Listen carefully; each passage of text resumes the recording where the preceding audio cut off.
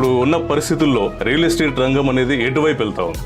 అడవిని అమ్ముకొని బతికినటువంటి మేము లేఅవుట్లు వేయగలిగాం. ఇప్పుడున్న మార్కెట్ అయితే ఒక సందిగ్ధత అయితే కనిపిస్తా ఉంది.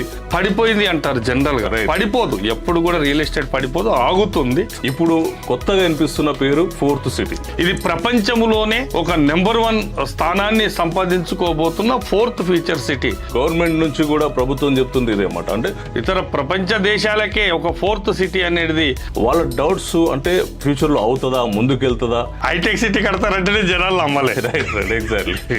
అవుటర్ రింగ్ రోడ్ వస్తుందంటే మేము ఎక్కి తిరుగుతామా అన్నారు. కొండపూర్ ఏరియాలో మీరు ఆల్రెడీ ప్లాట్లు చేసి లేఅవుట్లు అమ్మారు.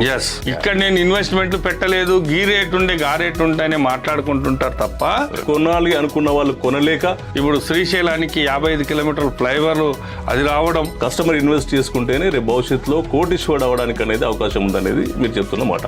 చెమటోడిసి రూపాయి కూడబెడతాడు కాబట్టి అతను పెట్టుబడి పెట్టడానికి వెనక ముందు ఆడుతుంటాడు. ఈ 100 ఎకరాలు కూడా 100 ఫీట్ల రోడ్ ఫేసింగ్ లో దొరకడం నిజంగా మా కస్టమర్ దేవుళ్ళ ఆశీర్వాదం.